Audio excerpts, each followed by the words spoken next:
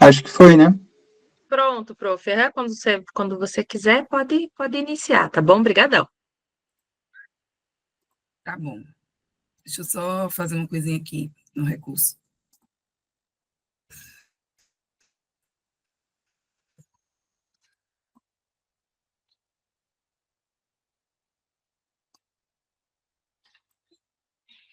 Bom, gente, boa noite. Como eu já falei antes de iniciarmos a gravação, eu sou Débora Rodrigues, sou assistente social, formada em serviço social na Universidade Federal de Sergipe. Sou mestra em serviço social, acho que isso é de praxe, né? Falar um pouco sobre a nossa formação.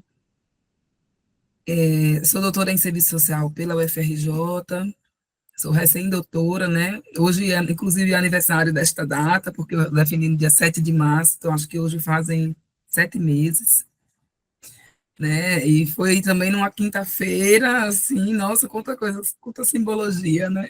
Mas é um prazer imenso estar aqui hoje com vocês, falando sobre ética profissional, que é um tema que eu sou apaixonada, né? E o combate ao racismo, que é uma, não sei nem se eu digo que isso é um tema, mas é algo que me atravessa, né, enquanto uma mulher negra, enquanto uma professora universitária negra, né, e eu acho que é importante falar isso, porque quando eu olho para a minha formação, eu penso quantas professoras negras eu tive, né, e a resposta, ela é muito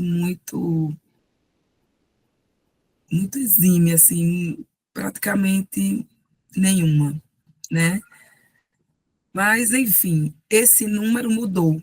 E é importante a gente estar aqui hoje, num espaço do CRES, né, de um conselho, e a gente pode até lembrar os dados de uma pesquisa nacional que o Cefes-CRES fez e publicou, né, onde esse contingente na categoria da gente é bem maior, é mais de 50%, bem alinhado com a população do Brasil, nos dados do IBGE. Então, hoje nós podemos estar aqui, né, hoje nós acessamos esse espaço, um espaço universitário. Eu entrei na universidade já tem muito tempo, né, domingo foi aniversário da minha formatura, acho que foram 17 anos, de, não sei bem, mas depois dos 15 a gente vai se perdendo.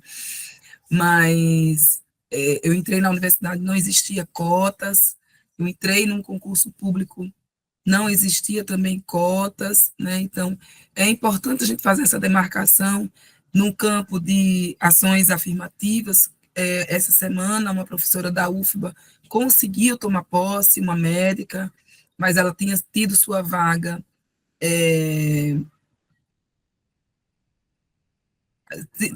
tinha perdido a sua vaga, né, porque a universidade recorreu, e ela não, enfim, a candidata que tinha sido aprovada recorreu, mas essa semana ela conseguiu tomar posse.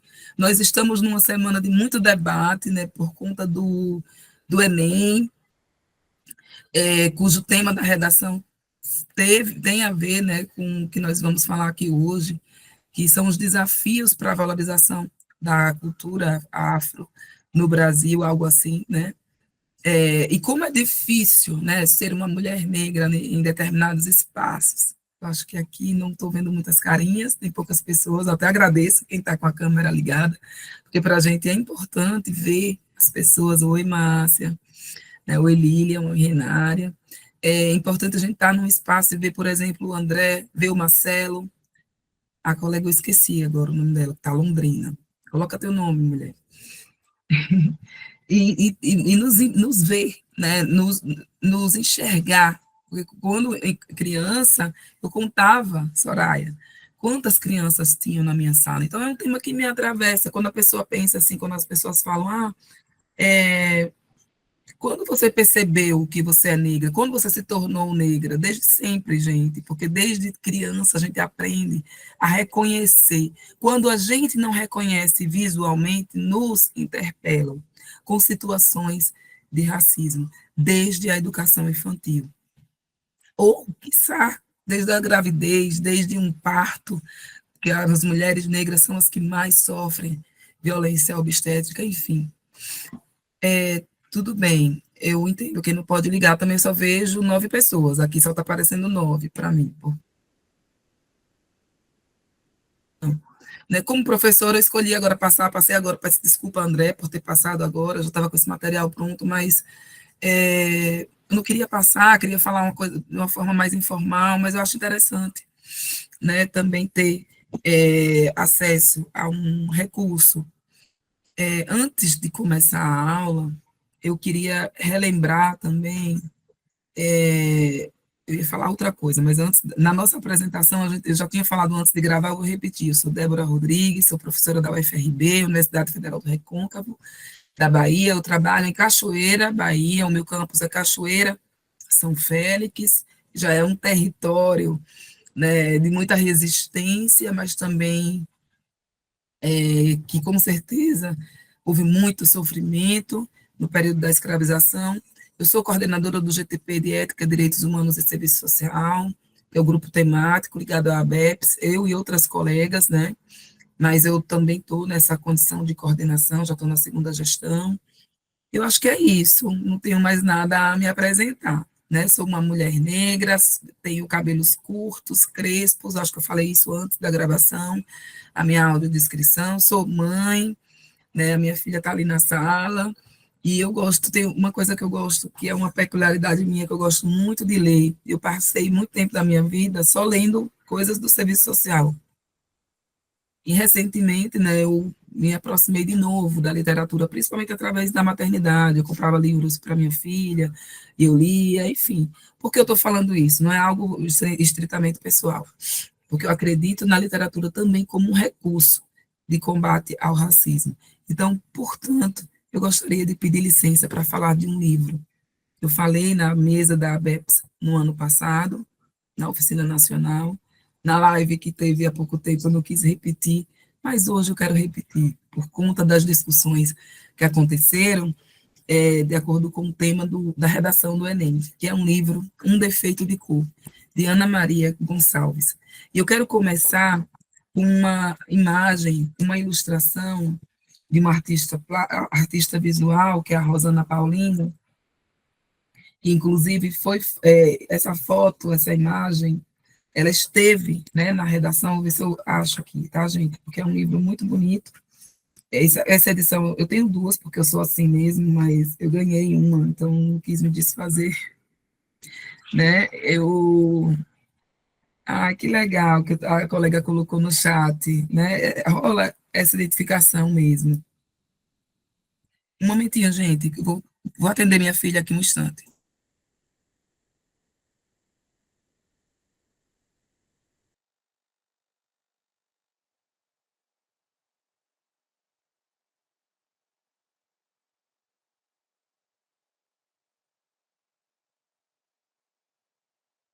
Bom, eu achei. Que é essa a ilustração que estava na provinha do Enem. Né? Na provinha, não, na grande redação, né, gente? Porque para quem se preparou é muito tempo. Então, tem dizendo, né? Quando não souberes para onde ir, olha para trás e saiba pelo menos de onde vens. Esse é um provérbio africano que eu gosto bastante. Tem tantos e tantos significados, né? Aqui tem uma pessoa negra, né, uma cerâmica, que se chama Ainda a Lamentar, 2011, da Rosana Paulino, e ela está segurando, né, um tronco de madeira com vários objetos, né, então está amarrado no seu pescoço, na sua cintura, tem toda uma herança aqui, uma história de memórias, mas de sofrimento, né, de um dos principais frutos do racismo, ele como sendo estrutural e histórico, que foi a escravização, o sequestro de povos e de comunidades, de pessoas, de mulheres, de crianças e de homens do continente africano para várias partes do mundo, inclusive o nosso país. Né? Então, essa imagem, ela carrega muito sofrimento ancestral também, mas também muita luta, muita resistência, né? Que a imagem continua indo em frente, né? Mesmo com esse peso. Então, a gente carrega. Né? Muitos autores da literatura falam de traumas transgeracionais, quando vão analisar obras. Né? Mas por que eu comecei a falar sobre esse livro, né? Um Defeito de Cor? É um livro que já é um pouco antigo aqui no Brasil, mas que ele não foi premiado, não ganhou nenhum prêmio Jabuti, mas ele foi esse ano tema da escola de samba, né, da Portela, então houve um crescimento de procura, inclusive por ele tem outra capa, ali depois eu pego para vocês na hora do intervalo. Mas por que eu quero falar? Né? Esse livro, ele conta a história de Kendé, uma mulher negra que foi sequestrada em África, trazida para ser escravizada no Brasil, ainda criança. Nesse trajeto, ela já perdeu seus entes, né? Ela já deixou aqueles que foram lá exterminados, mas que vieram com ela, os que vieram com ela, ela foi perdendo na travessia, né? Naquele navio. E essa autora, ela se inspirou na história de Luísa Maim, que é a mãe de Luiz Gama, né, que é um abolicionista, um advogado, como a gente já sabe, né, que tem toda uma história na libertação também de pessoas aqui no Brasil. Então, esse romance, ele traz muitos elementos para a gente pensar a formação social e econômica do Brasil e das particularidades também, e aspectos da totalidade daquela época. É um livro muito forte, mas é um livro que traz toda a formação de Kendé, né, que esse é o seu nome em África, mas quando ela chega no Brasil, quando todos chegavam no Brasil, eram obrigados a mudar de nome, a se batizarem, a serem batizados de forma obrigatória. Só que na hora ela foge, tem uns spoilerzinhos, né, gente? Ela foge. Mas quando ela precisa desse documento, ela pega o de outra pessoa que morre, e aí ela se chama Luísa, né? Mas ela não foi batizada. E isso é interessante, porque ela não. E a religiosidade é muito forte no livro. Mas essa mulher negra, ela sofre muito, essa criança, quando ela chega no Brasil, e a gente assistia esse romance de formação nessa construção dessa mulher negra, dos seus filhos, dos seus amigos, daquela sua família, né? Isso é esse livro que eu estou comentando um pouco. E ela mostra uma fossa muito grande. Por isso que eu quero falar sobre ele, né? Eu não sei se tem muitas pessoas negras aqui hoje, mas é importante formar também pessoas não brancas e pessoas que não são negras, antirracistas. Por quê? A gente assiste nesse livro não apenas sofrimento, não apenas sangue, porque muita gente que leu comigo, eu fiz um grupo, a gente leu no ano passado, tem um ano mais ou menos, e muita gente dizia, mas não tem, as pessoas parece que queriam ver assim sangue, né, escorrendo do livro, porque para falar de gente preta tem que falar de sofrimento, tem que falar de extermínio, tem que falar de violência, esses são os dados da realidade. Mas esse livro, ele transforma qualquer mulher negra que venha ler, e qualquer mulher, qualquer ser humano, porque ele mostra também a força de um povo preto. Ele mostra a força da nossa ancestralidade, que nós não somos um povo inferior, nós não temos uma raça inferior.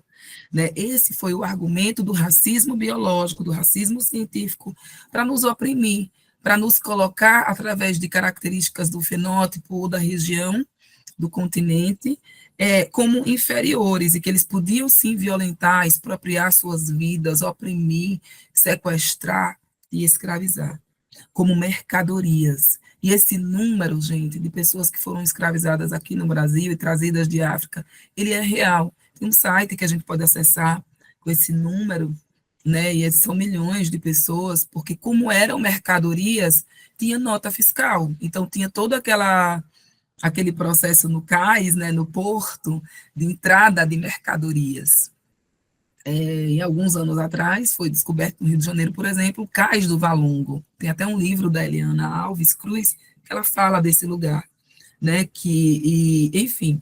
Então, essa personagem, inspirada em Luísa Maim, ou Kendé, ela tem duas falas sobre essa força, né, sobre algo que nos desafia para além da pele, para além do avesso da pele, que é como o outro autor que eu gosto muito, Jefferson Tenório, fala no seu livro, né, um outro livro que eu deixo aqui a recomendação.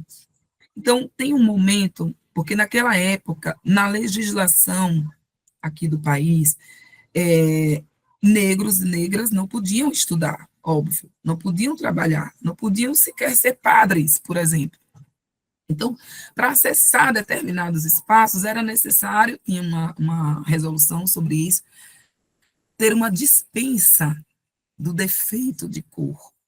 Né? E a Kendé tem 2 diálogos dela, em 2 momentos diferentes do livro, que ela fala sobre esse defeito de cor, sobre que ela não queria que ela queria que o filho, quem sabe o filho se aproximando dessa pessoa, ele pudesse ter uma dispensa, porque ela sabia, né, que para ter qualquer cargo na religião, no governo ou na política, precisava-se desse defeito, dessa dispensa do defeito de cor. E mais na frente, ela diz assim, isso ela já está em outro lugar, tá, gente? Eu acho que vocês precisam ler, eu não vou falar muita coisa, mas ela diz assim: eu achava que era só no Brasil que os pretos tinham que pedir dispensa do defeito de cor para serem padres, mas eu vi que não. Eu não tenho defeito algum. E talvez para mim, ser preta foi e é uma grande qualidade. Pois se eu fosse branca, não teria me esforçado tanto para provar que sou capaz. A vida não teria exigido tanto esforço e recompensado com tanto êxito. Eu me sinto muito mais orgulhosa de ter nascido Kendé do que se sentiria se tivesse nascido Padre Clemente, um homem com certeza. Esse trecho, ele é até narrado. Eu fui a São Paulo no mês passado e está tendo a exposição sobre o livro. Já passou em Salvador, no Mucabe, agora está no Sesc Pinheiros, em São Paulo. E esse trecho, ele tem a exposição ela é interativa, esse texto ele é narrado pela própria autora, em um determinado lugar lá. Eu fiquei muito emocionada quando eu ouvi, né? E ela diz, ela se sentia muito mais gente, muito mais perfeita e vencedora. Porque essa é a história de uma mulher negra que ela mostra que a gente não precisa de nenhuma dispensa. Ela sofre muito, mas ela mostra essa força ancestral dela, inclusive essa grande capacidade de negócios, essa capacidade de se reerguer, porque ela, inclusive, ela vira uma mulher rica, né? Ela fica muito rica mesmo, muito. Né? Então, só que tem algo nessa situação que me chama a atenção hoje, trazendo hoje para o Brasil, para o nosso tempo, que é essa necessidade de que ela diz assim, para provar, eu me esforcei tanto para provar que eu sou capaz. A vida não tinha me exigido tanto esforço. E como essa exigência de tanto esforço para ter êxito cansa a gente. Tem dias que a gente cansa. Tem dias que a gente só queria ter outras preocupações que as pessoas da nossa, digamos, linhagem não têm, né? Que a gente está num lugar, num espaço de trabalho, ficar imaginando ou sentindo o racismo e imaginar, será mesmo? Será que tem algum elemento racial nessa relação? De você não ser aceita, de você não ser atendida, de você ganhar menos, de você ser violentada, de você ser expropriada, de tantas e tantas capacidades, e que isso, como isso mexe na nossa vida material, mas também com o nosso cérebro, com a nossa vida psicológica, com a nossa saúde mental. E, infelizmente, ela tinha esse entendimento, né? Porque era o que ela viveu. E hoje nós ainda pensamos assim e sentimos, porque a gente sabe o quanto a gente precisa cortar dobrado para provar que somos capazes, muitas e muitas, em todas as vezes, praticamente, em condições desiguais que afetam a nossa saúde mental. E na formação profissional e no exercício profissional do serviço social não é diferente. Né? Então, nós não precisamos, eu quero aqui falar diretamente para essas pessoas, e também para quem vocês forem transmitir isso um dia. Nós não temos defeito nenhum, nós não precisamos mais dessa dispensa. Todo esse processo que nós estamos vivendo é uma reparação histórica. Chegou o momento do serviço social fazer isso na sua formação. Como eu estou no GTP da ABEP, sou professora universitária, falo no campo da formação profissional, mas isso também no campo do exercício, que vocês, eu acredito que tem muitas assistentes sociais aqui, já se deparam com isso há muito tempo, né? Então, nós, estudantes, assistentes sociais, professoras e professores negras, negros e negras, nós temos esse direito de sermos respeitados, de sermos valorizadas, de sermos lidas, de sermos tratadas em condições de não provar que somos sim capazes, de se esforçar tanto para ter êxito, né? Então, é um grande parêntese, porque isso afeta muito a nossa saúde, a nossa profissão. Eu falei isso um pouco lá na oficina da ABEPS, no final teve uma moça no outro dia, ela veio falar comigo, ela disse, Débora, eu quero lhe dar um abraço, porque eu estava querendo tanto desistir. Na minha universidade aqui no Recife, eu não vejo ninguém igual a mim. E são tantos, tantos empecilhos que eu queria desistir. Mas depois do que você falou ontem, eu não quero mais. Depois eu fiquei acompanhando ela nas redes, eu vi ela tirando foto de branco, aquelas fotos de convite, ela já se formou. E isso para mim é gratificante, não por mim, porque eu não tenho nenhuma aspiração de vaidade nisso, mas é de ver que uma irmã minha, que uma mulher negra, que uma mãe, muitas vezes, ela me disse que é técnica de enfermagem também, uma pessoa trabalhadora, uma estudante trabalhadora, que ela não desistiu dessa profissão que é tão, tão linda, né? Mas também é tão difícil para a gente que trabalha, para a gente que trabalha no CRAS, para a gente que trabalha na unidade de saúde, para a gente que trabalha, sei lá, no presídio, não sei onde, quais são. Vamos colocando aqui no chat, gente, quem puder se apresentar e colocando o campo de trabalho, porque eu gostaria muito de ter feito esse momento de apresentação em toda a aula. Eu não gosto de chegar no lugar e só eu falar, sabem? Portanto, no debate, quem quiser falar, fale, se apresente, não tenho medo. Se disser não entendi algo, eu não tenho nenhum problema de responder. Se eu não souber, eu vou dizer, eu procuro, depois eu te falo, vamos conversando, tá? Então, por que eu trouxe esse livro? Né? Porque fala da nossa formação sociohistórica, fala desse período da colonização, da escravização, fala de toda essa expropriação, porque quem der sobreviveu, mas quantos morreram? Né? Eu, Débora, quando traço a minha árvore genealógica, eu consigo, tenho mais parentes, eu tenho até uma parente aqui, ó, Thaís Rodrigues, da minha família materna, mas da minha família paterna, que é estritamente negra, né, não tenho, chego somente até os meus avós. Então, não sei os nomes dos meus bisavós, eu não sei os nomes dos meus tataravós, eu não sei quem eles são, mas eu tenho uma certeza. Eles foram pessoas escravizadas. Enfim, meu pai tem 77 anos, né? Então, imaginem que a minha avó teria muito mais. Então, com certeza, ela também assistiu muitas relações desse tipo. Eu sou do sertão, minha família é do sertão, é um lugar muito pobre, é um lugar muito quente, do alto sertão sergipano, é uma cidade também ribeirinha. Minha avó materna, por exemplo, ela foi. Toda a minha família é da zona rural, é trabalhador rural, né? A minha família mesmo de ordem materna.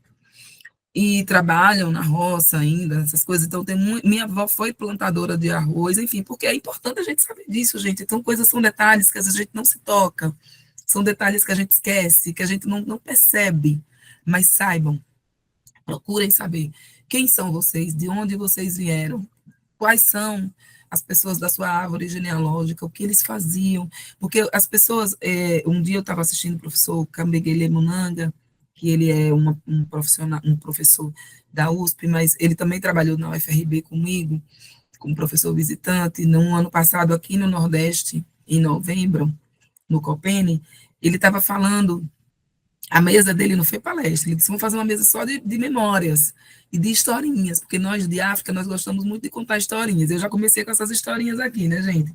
Vamos para o conteúdo. Mas por quê? Porque é importante, a gente perde isso, né? A gente perde, minha filha vai fazer a formatura dela do ABC daqui a uns dias, e aí ontem no grupo das mães, teve uma mãe que falou, porque teve um tema do meu filho que foi sobre sonho, sobre imaginação, que todo ano a escola faz um tema. E eu fiquei assim pensando, nossa, como a gente perde, né, a capacidade de sonhar, de imaginar, às vezes até me irrito com ela, que é tanta imaginação, gente, é tanta coisa, a mente dela é tão fértil, e são umas coisas assim, porque tem muito vídeo, né, no YouTube que ela assiste, que é viciada, eu vou cortando, mas é difícil isso, essas tecnologias, mas aqui estamos, né, no ambiente de tecnologia também.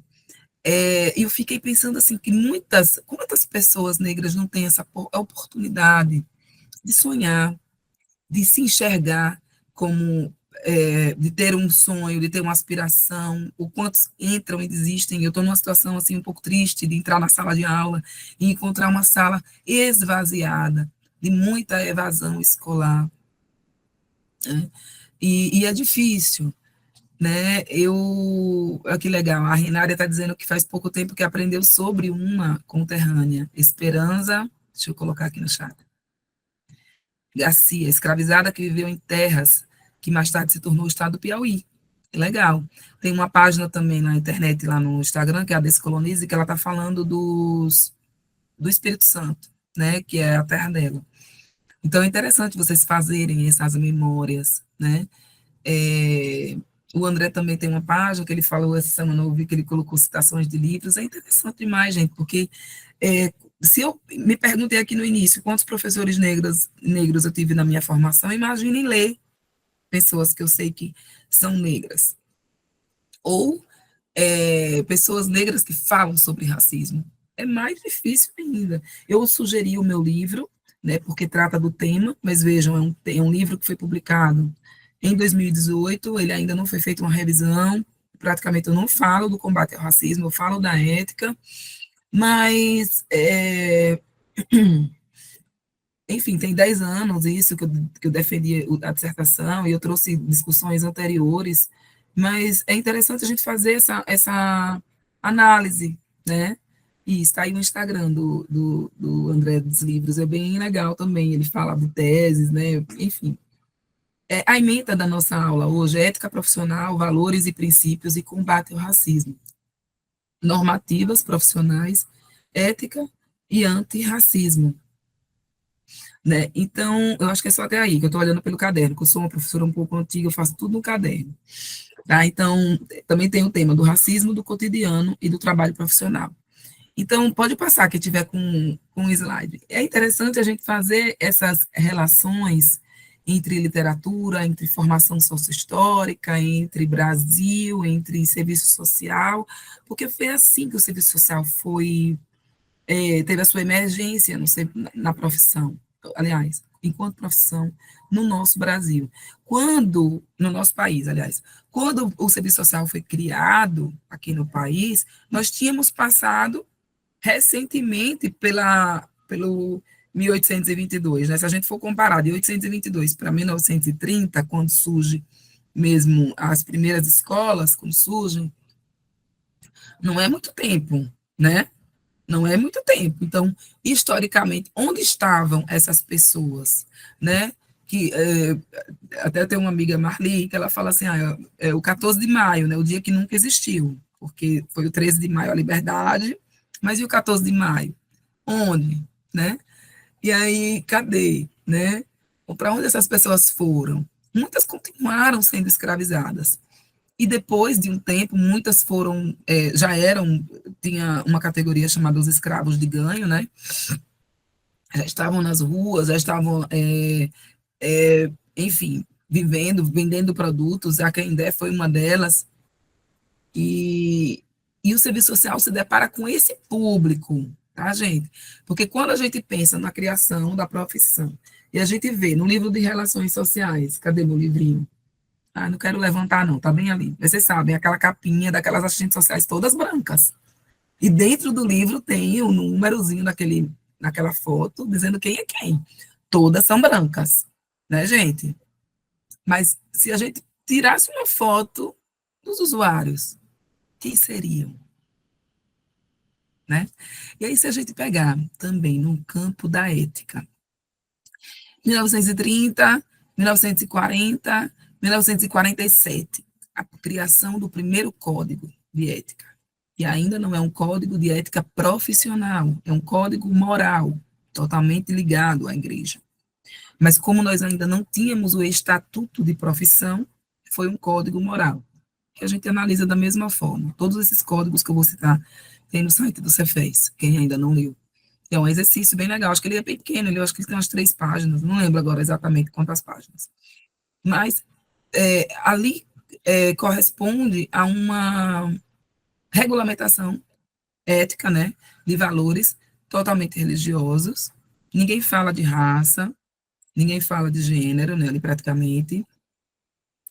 É, e traz, e de combate ao racismo jamais, né, gente? Porque até naquele momento, qual era a pegada do serviço social ali?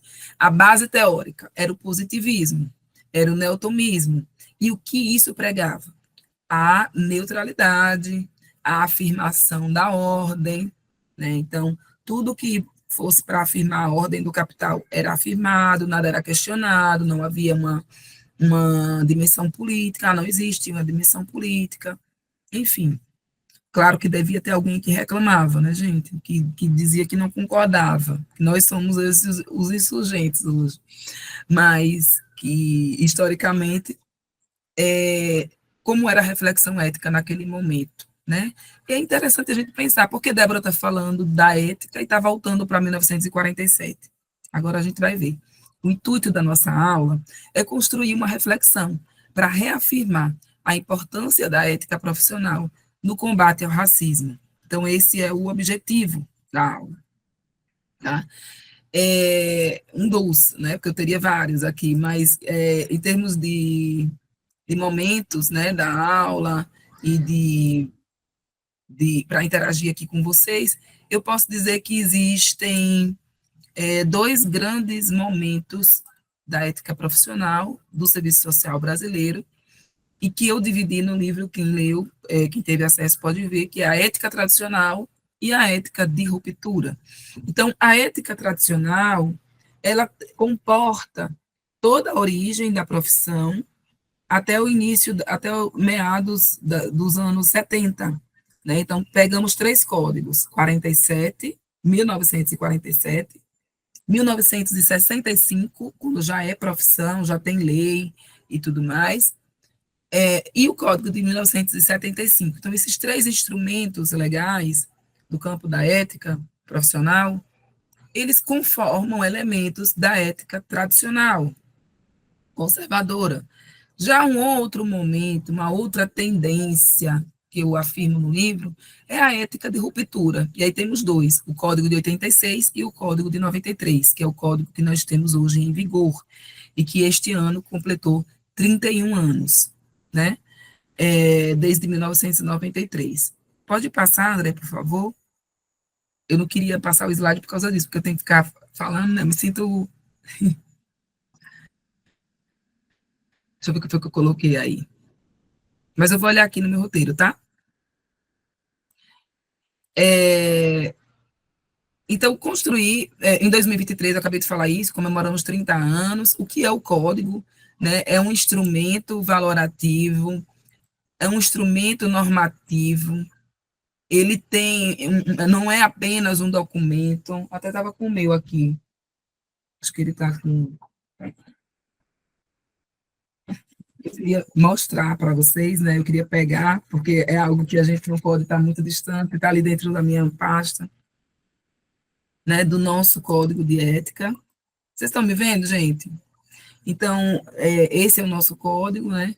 Nós não podemos nos distanciar dele, é uma arte tão linda, e essa arte é do Arthur Bispo do Rosário, que é um artista sergipano, né? Que já faleceu, óbvio, mas que tem toda uma... Nessa árvore, né, a gente coloca os princípios éticos, e você adotou essa arte dele, tá? Então, o que eu estava a dizer?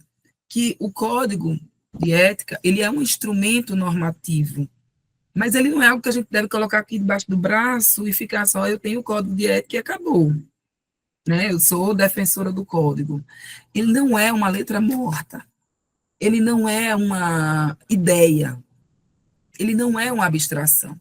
Esse código e os seus valores que estão nessa árvore aqui, né, da ética profissional, ele tem vida, ele é concreto, ele é prático também. Então, e como isso se dá? Porque quando a gente vai ler o quê? Os artigos, né? A gente vai ler os artigos, eu leio já o chat, tá? Eu já vi que a colega dizendo que ele debateu hoje os princípios. O título 1, quando a gente faz concurso, eu fiz vários para assistente social, eu já fui assistente social de CRAS, fiz vários concursos para assistente social, trabalhei, enfim, mas eu sei muito bem como são provas de concurso. Inclusive, acho que no mesmo ano que eu fiz o concurso para professora, eu fiz também um no início do ano, para assistente social, de uma universidade. Enfim, e aí quando a gente vai decorar, tem os capítulos, né? As disposições, tem os direitos das responsabilidades, que a gente decora um pouco, né, gente, para fazer concurso. Tem as relações com as instituições empregadoras, tem todos esses artigos e alíneas. Só que tem algo antes, que é a introdução do código, a apresentação, que é importante ler, a resolução, porque o código é uma resolução do Cefes, número 273, de 13 de março de 93. Aí tem a introdução, é interessante demais que vocês leiam a introdução, e tem os princípios fundamentais. E é nesses princípios, que nós temos os nossos valores profissionais. Então, temos o reconhecimento da liberdade, a defesa dos direitos humanos, a ampliação da cidadania, vou dar o resumo aqui. A defesa da democracia, o posicionamento em favor da equidade, da justiça. O sexto, empenho na eliminação de todas as formas de preconceito.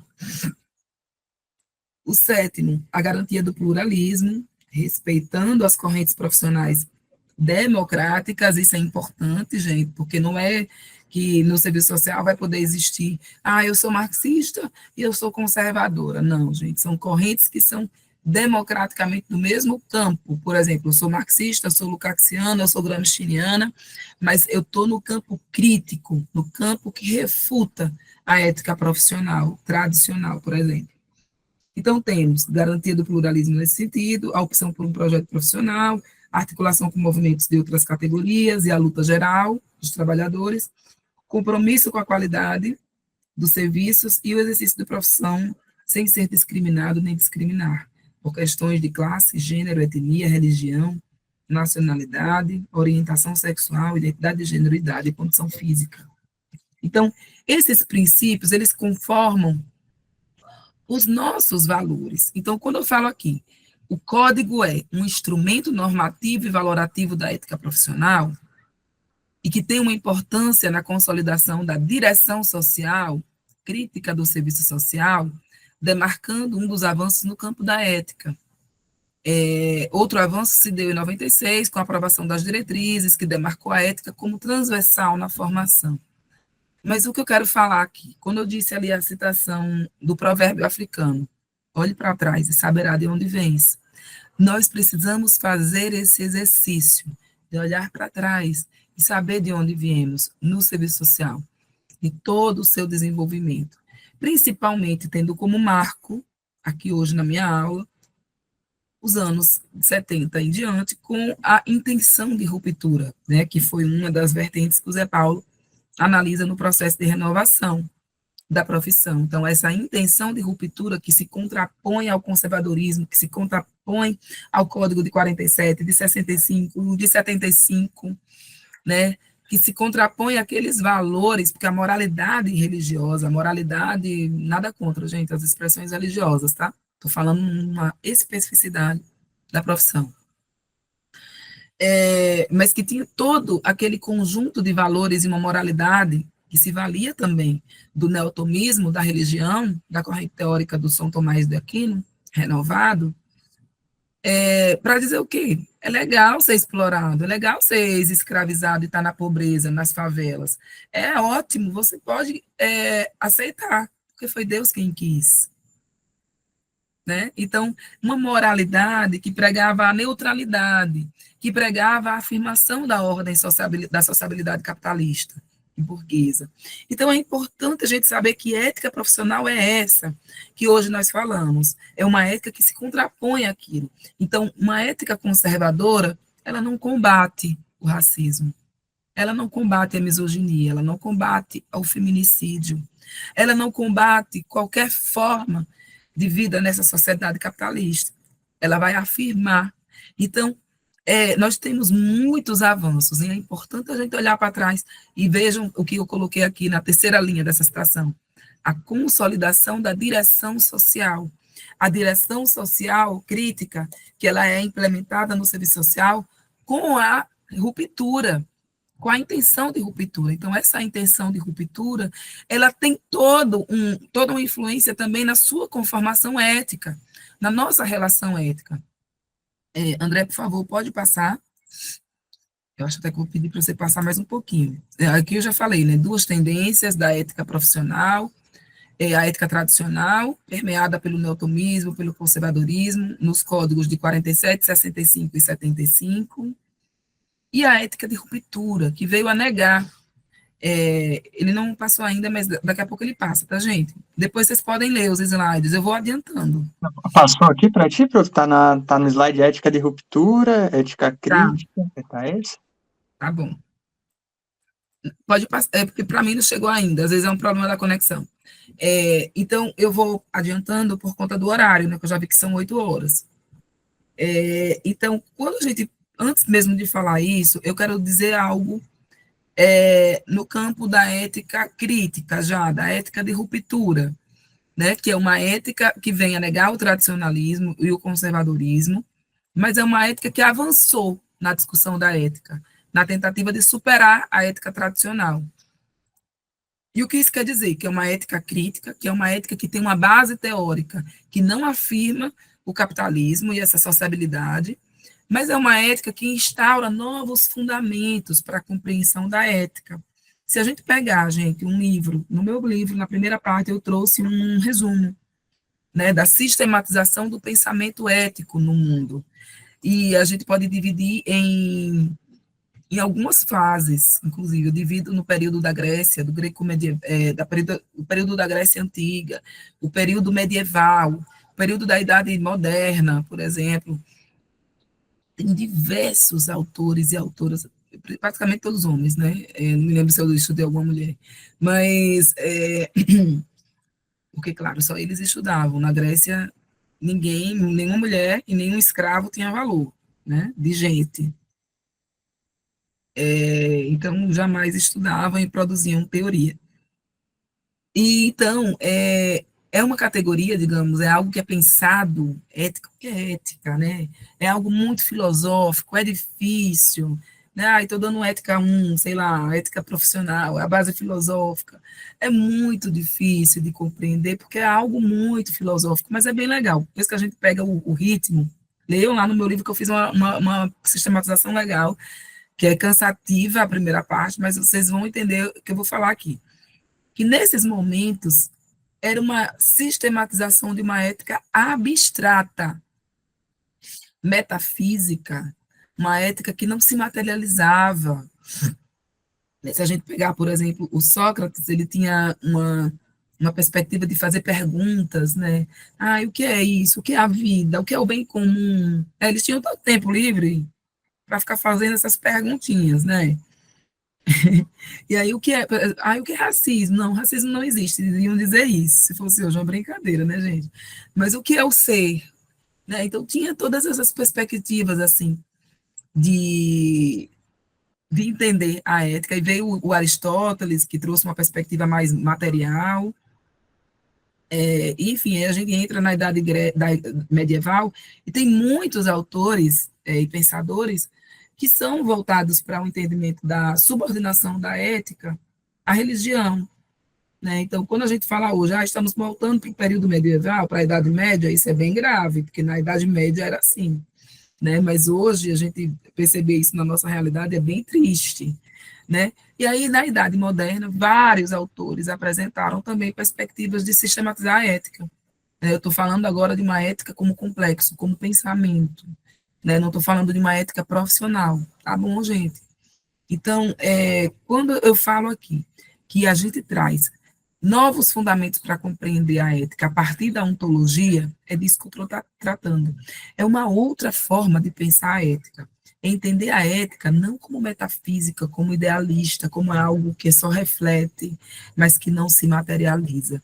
É entender a ética do ponto de vista da ontologia material, tá? Nesse campo, eu estudei o autor Lukács, que trata dessas questões que eu não vou muito aprofundar hoje, mas o que é o ser social, a sua relação com o trabalho, com outros complexos sociais, né? E a ética aqui como um complexo. Então, houve muito avanço no entendimento da ética a partir da ontologia e a partir da interlocução com o marxismo, né? Então, indo mais à frente, quando a gente pensa no serviço social, que aconteciam muitos limites, digamos assim, né, para pensar a ética. André, por favor, se você puder passar mais um pouquinho, eu agradeço, tá, colega? Então, isso tudo tem a ver com o serviço social, com a ética do serviço social. Por quê? A ética conservadora tradicional, ela tinha uma base teórica. Vejam que eu coloco aqui didaticamente, base teórica. E a ética de ruptura tem uma outra base teórica, que é o marxismo, que é a ontologia de Lukács. No campo da ética é isso, tá, gente? Mas também tem muita influência do Gramsci no sentido político.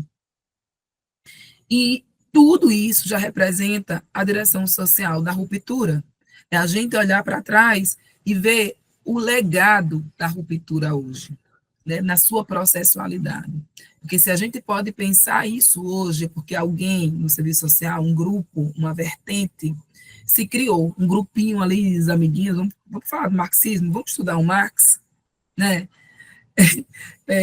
E não é uma coisinha de amiguinho, não, é uma vanguarda. São pensadores e pensadoras da nossa época, aqui, na nossa profissão, que forjaram essa interlocução. Mas é aqui, Pro, lá na Bahia a gente chama muito Pro, né? Os alunos me chamam de Pro, eu já peguei isso, eu já vi que a Soraya me chamou de Prof. Mas o que, que isso tem a ver, assim, com a ética de ruptura, para entender? Porque a gente tem que entender que a ética, enquanto complexo social, ela não é uma reflexão abstrata. Ela requer uma prática, ela requer uma ação, ela requer uma intervenção na praxis. Tá? Você, assistente social, requer você fazer escolhas diante de alternativas. Eu estou com uma situação aqui para eu analisar na minha profissão, no meu, uma demanda, no meu birô, na minha sala, sei lá, no meu campo de trabalho. Como eu posso resolver? A partir do acesso aos princípios. Então, esses princípios que estão no Código de Ética, eles não são vazios, né? Eles são materiais, eles que vão subsidiar a sua análise valorativa. Então, quando a gente vai analisar diante de uma situação, a gente tem que pensar qual ética defendemos. É uma ética tradicional ou uma ética de ruptura? Nós vivenciamos uma outra, um outro momento na profissão. Então, é importante que a gente saiba e tenha consciência dessa consciência ética. O Lukács diz que a ética é um elemento vinculador da consciência, porque através desse complexo a gente tem acesso a uma consciência, a gente reflete, né, o que é meu, o que é individual, mas o que é da coletividade. Então, a função social da ética, aqui no aspecto ontológico, é proporcionar essa reflexão, essa articulação entre interesses e necessidades individuais e interesses e necessidades coletivas. No campo da profissão, a gente precisa pensar quais são, fazer essa contraposição, essa reflexão entre os nossos interesses individuais, que nunca estamos sós, e os coletivos, tá? Que são o da profissão, porque não existe numa categoria essa questão do individualismo, não pode existir, porque nós não estamos ali a nosso bel prazer, nós estamos representando uma profissão, e é uma profissão que tem um código de ética, que tem uma base teórica, que tem uma direção social, que tem uma ética e uma perspectiva de ruptura, tá? Então, é interessante que a gente tenha isso na nossa consciência, para saber que os valores, eles são determinações na prática, que esse código, ele explicita a direção social, ele é uma expressão ética da ruptura. Tá? Então, a aprovação do Código de Ética, em 93, solidificou novos rumos na renovação profissional, em oposição a uma ética conservadora. Tá? Então, e temos muitos desafios. Um deles é materializar os princípios no nosso cotidiano, né, que nós vivenciamos, evitando qualquer indicativo abstrato e descolado do processo social, porque é um parâmetro para a gente no cotidiano, é um parâmetro para a gente na universidade, na sala de aula, nas equipes. Eu trabalho em equipe. Hoje eu já tive uma reunião online com com a professora, que é a minha coordenadora, a minha chefe. Né? Eu disse para ela assim, Débora, pessoalmente, eu não queria isso. É uma decisão lá que a gente tem que tomar. Mas pensando no coletivo, eu preciso fazer aquela ação, assumir aquela ação. Entendem? Então, é nas nossas relações de trabalho, é na nossa relação com o colega, é na nossa relação com os usuários. Então, o Código de 86, ele já inaugurou essa ruptura, mas ele trouxe alguns limites, né? Ele reduzia a ética. Vocês podem ler, tá, gente? Eu complemento para vocês lerem todos os códigos, quem tiver com saudade de sala de aula. Ele reduzia a ética aos interesses da classe, então tinha um aspecto moral, de pensar assim, tudo que é bom é só da classe trabalhadora, e o ruim é o da classe dominante, né? Então, essa contraposição entre valor bom e mal é algo bem ultrapassado, mas que no campo da ética é bem comum, né? Porque a ética faz a gente pensar isso, né? O que é bom para mim agora, o que não é, o que vale, o que não vale, o que é válido, o que não é válido, o que é útil, o que não é útil, porque todas essas contraposições, elas formam valores e condicionam as nossas decisões. Então, o Código de 86, ele não apresentava aspectos operacionais, e tinha grandes limites filosóficos. E aí a gente vem para o Código de 93, ele não traz essa redução da classe trabalhadora, pelo contrário, ela se articula com a luta geral dos trabalhadores no seu princípio ético, mas né, não traz uma questão moral, tá, gente? Eu não vou entrar isso hoje de ética e moral, mas são coisas diferentes, tá? E aí o código traz ele não é abstrato, ele é concreto, ele é presente. Por que eu estou falando tanto do código de ética? Porque quando a gente vai analisar a relação entre ética e serviço social, entre ética profissional e serviço social, por exemplo, a principal mediação é o código de ética. Mas aqui a gente podia estar falando também, fazendo uma análise de um exercício profissional de qualquer colega. A gente pode fazer no segundo momento. Tragam algum dilema, vão pensando aí. Se tiver algum dilema, claro que falar de forma ética, né? Aí eu estou com um dilema, tenho uma ação tal, eu não sei como resolver. Vamos fazer um exercício prático depois, no debate? Quem tiver alguma questão aí fervilhando, pode falar. Eu gosto dessas coisas. É bom que me aproxima mais do exercício profissional. E aí, a gente podia estar falando disso, da ética na profissão, no sentido dos dilemas. Vamos analisar quem é do CRES, né? Da Comissão de Ética. Isso aqui é um processo ético ou não é?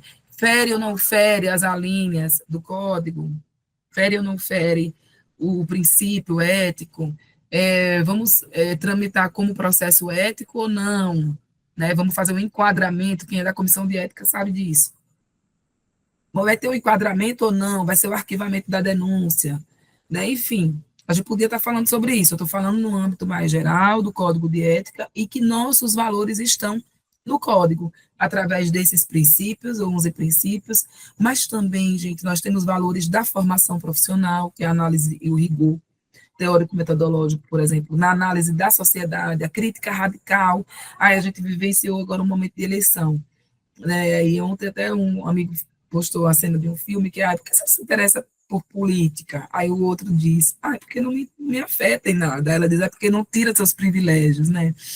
Então, é chato até a gente ficar falando só de política o tempo todo, mas nós somos políticos, né? E aí, tá tendo um jogo, gente, aqui no condomínio vizinho. Desculpem, vocês estão ouvindo um barulhinho de futebol? Vou fechar aqui a janela. E aí, quando a gente... Me desconcentrei, desculpem. Esses homens gritando aqui, falando gol. Sim, voltando. essa questão do Código de Ética. Então, houve muito debate, né, uma reformulação pode passar, eu já falei.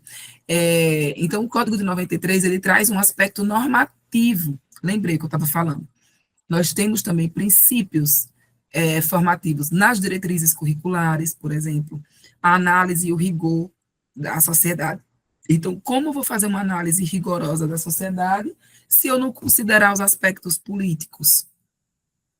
Como eu vou falar de conservadorismo na nossa sociedade, na nossa profissão, se eu não falar de conservadorismo na política? Tá? Eu tinha a ilusão de que ética e política não se misturavam. Até no meu livro, nas considerações finais, eu acho que eu falo isso. Vou beber uma aguinha, tá? Mas, hoje eu penso que toda essa luta que a gente está falando aqui hoje, contra o racismo, é uma luta ética, mas também é uma luta política. Né? Eu escrevi o livro antes do desgoverno, né? Mas e como as coisas pioraram, como o conservadorismo ele se recrudesceu aqui na nossa sociedade. E na profissão também, porque a gente não pode se enganar. Eu não tenho nenhuma ilusão que aqui hoje, na nossa aula, não tem alguém que tenha um pensamento político diferente do meu. Eu não tenho essa ilusão, porque somos diferentes. Pessoas que têm religiões diferentes, pessoas que não têm religião, e nós precisamos respeitar. Mas o que é proibido é misturar a religião com a profissão.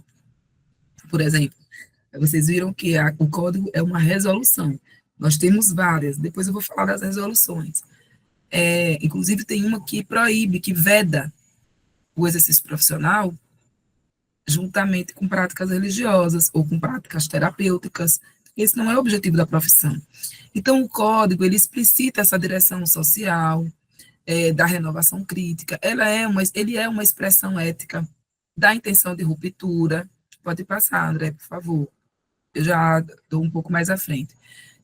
E o código, ele é mais do que normas, ele é mais do que deveres, ele é mais do que vedações e proibições. Ele é uma ação prática. A ética profissional, ela é uma ação mediada por valores que visa interferir na realidade. Então, essa é a materialidade do código. As ações são concretas, os resultados são concretos. E existem, sim, possibilidades de viabilizar a materialidade desse código. Tá? Mas alguém pode estar pensando que eu estou viajando. Mas você, assistente social, que está no seu exercício profissional, que está tendo aquele embate, que está tendo aquela dificuldade, que tem aquele dilema, um dilema por si só já é uma situação em que as duas alternativas, no mínimo, são difíceis, né?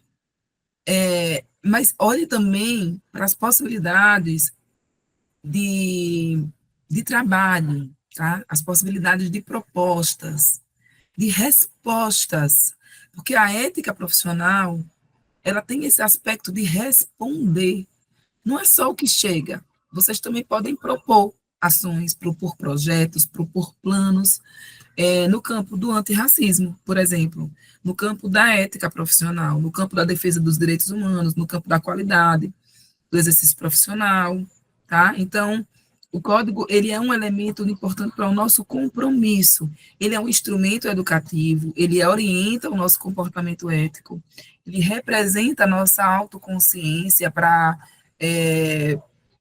diante das alternativas que são concretas, realizar as nossas escolhas, tá? Pode passar um pouquinho mais. Então, ele tem essa perspectiva. Eu tenho um item aqui no slide que é a base teórica do Código de 93, teoria marxiana e ontologia. E é algo que eu já falei antes. O que é a ética como complexo valorativo, relacionado. Achou, André, esse slide? Pode passar mais um pouquinho. Eu acho que ele é o slide número 13.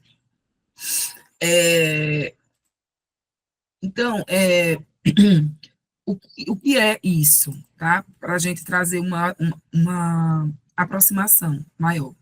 A ética como complexo valorativo, a ética no momento, no movimento de valoração. Então, a ética, ela tem esse movimento de valorar mediante o quê, Pro? As alternativas existentes na sua vida.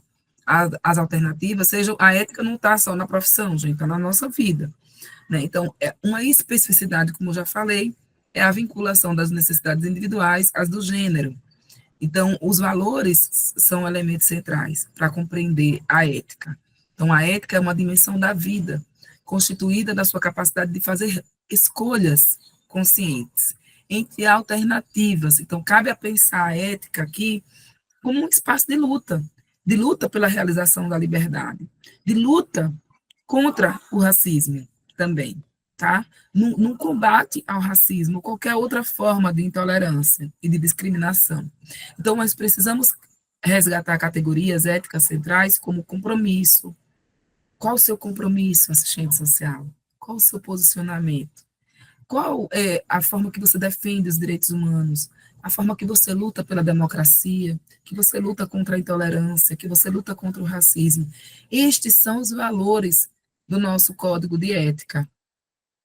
Então, a ética profissional, ela se relaciona com a direção da profissão, ela se relaciona com esse posicionamento, com o compromisso político da categoria, com determinados valores e princípios, que não são apenas esses do código, mas também o das diretrizes, os da lei de regulamentação, das nossas bandeiras de luta, né? Eu estava com, cadê meu lencinho aqui do Cefez? Não sei onde eu coloquei, mas o Cefez agora tem a campanha, né? As nossas bandeiras pulsam liberdade. Achei aqui meu lencinho. Estão vendo o lencinho? Vou até botar aí. Aqui, né? As nossas bandeiras, vocês podem estar vendo as redes sociais, muitos conselheiros usando essa bandeira, né? Esse lencinho, né? Que é uma bandeira. Nossas bandeiras pulsam liberdade. É a campanha da gestão 2023, 2024, né? Então, tá até com um cheirinho aqui, meu perfume. Então, a ética como complexo valorativo tem toda essa relação com a valoração, né? É uma especificidade a gente trazer essas articulações entre indivíduo e coletividade e gênero humano. Pensem no gênero como o gênero no sentido do que nos forma enquanto humanidade. Adianta eu pensar na ética só no miudinho e não estar pensando, meu Deus, lá na Palestina estão morrendo pessoas vivas. Na África, tem pessoas que também estão passando por dificuldades. Sei lá, na Hungria, nos Estados Unidos, agora, coitados, né, gente? São fracos eles de escolha, né? Mas vamos ver, né? O que vai ser aqui no Brasil também. O que é isso que está acontecendo no mundo, né? Em termos de relações internacionais? Que valores são esses? Por que tanto retrocesso? Por que a extrema-direita? Por que tanta gente abre a boca e diz, eu sou conservador, eu sou conservadora? Aqui na minha cidade teve uma vereadora que teve muitos votos. E ela dizia no microfone aqui na feira, né? Hoje é dia de feira aqui na minha rua, uma feira de comida mesmo, né? Feira livre. E aí ela estava aqui num carro de som, lógico que ela não ia se misturar com o povo na feira, e ela dizendo, eu sou a candidata de Bolsonaro, eu sou a candidata do conservadorismo, eu sou a candidata que defende sei lá, a família tradicional. Todos esses chavões, porque isso está voltando? Porque tem coisas que são da Idade Média que estão voltando hoje. Então, nós precisamos, sim, fazer uma reflexão ética na totalidade, uma ética que nos una como gênero humano, tá? Como ser social, como humanidade, porque nós temos um princípio que é a opção por uma sociedade que não seja assim. É utópico isso.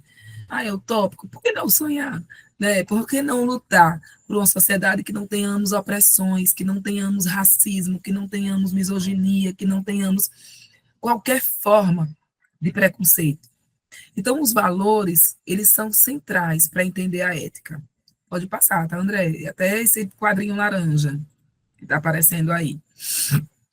Então, foi isso que eu falei para vocês. A nossa profissão, ela traduz normas, traduz diretrizes, mas ela também constrói uma imagem a partir da função social, dos contornos éticos que assume, que é esse, de pensar a direção social, de pensar a ética individual, os interesses individuais articulando, não é versus, né? Não é o X, é articulando com os interesses da humanidade. Então, eu fiz aqui um quadrinho, né? A base teórica do Código de 93 é o marxismo, com suporte à ontologia, tem duas partes, né, tem várias relações aqui de direitos, deveres e vedações, mas tem uma direção social, representa um giro na construção da ética em oposição ao conservadorismo. Também tem um viés aqui político, que é dos direitos sociais, da defesa da democracia, da participação, da cidadania, enfim. É o slide 16, o que eu falei agora. Agora eu já vou passar, tá?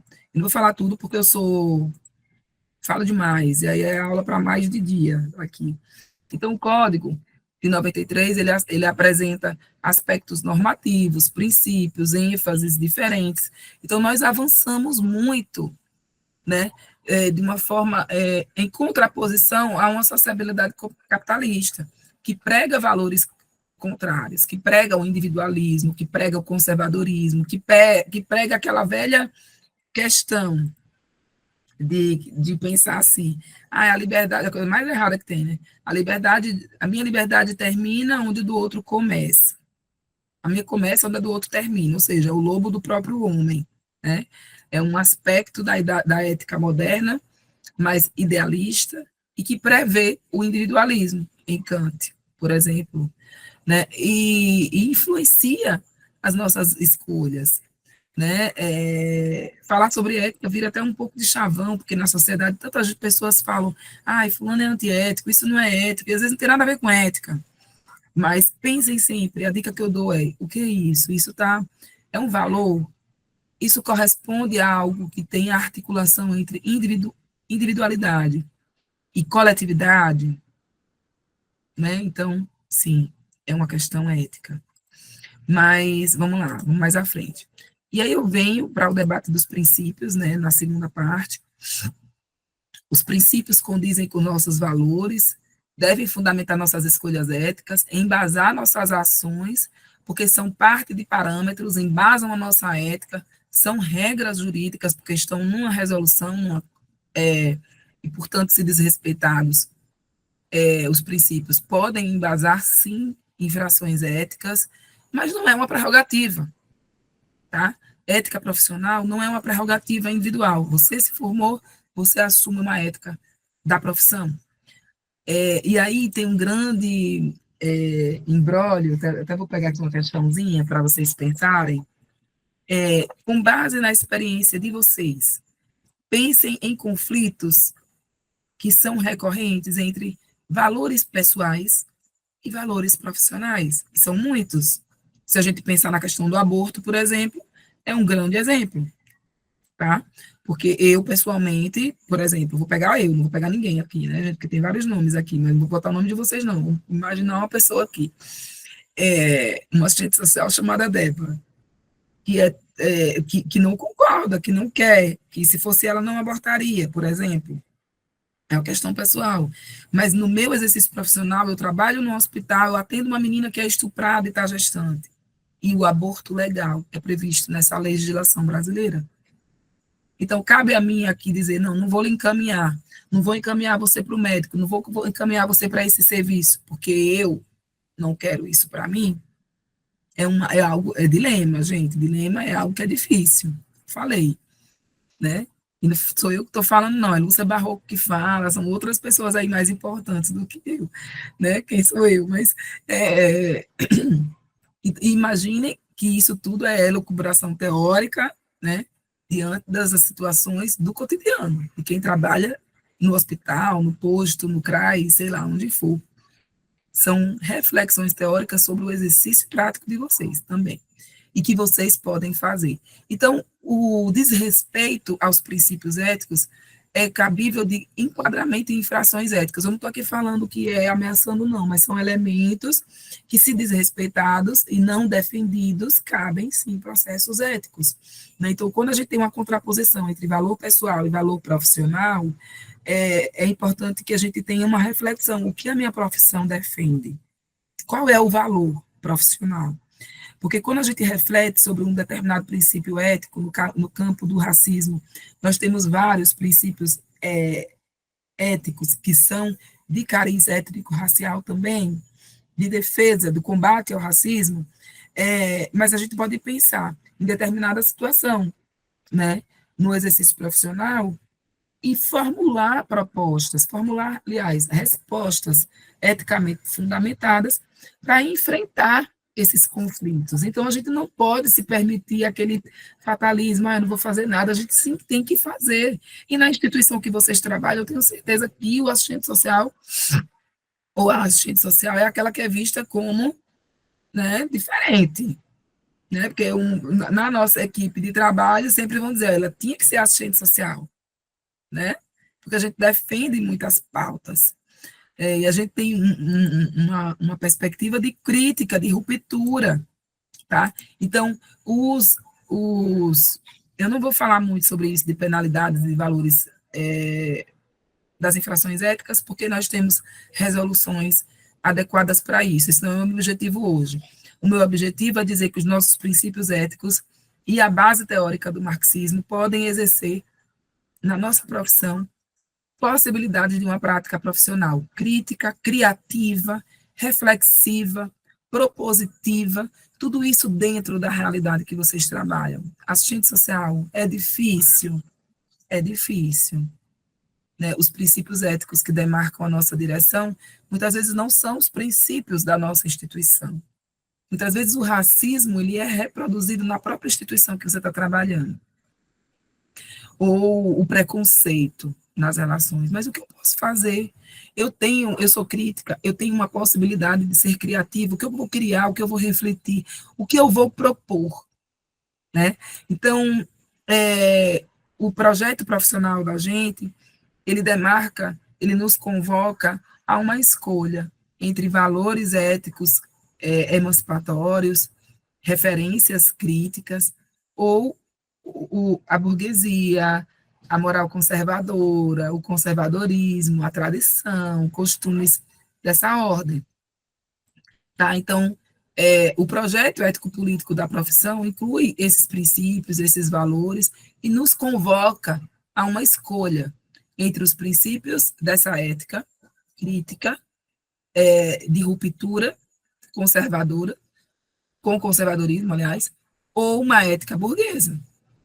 Então, nós somos convocados ao compromisso com os nossos princípios éticos. E aí, lá no slide, mais na frente, bem mais na frente, André, vai tudo aí. Pode ir. Eu acho que é no slide número 24.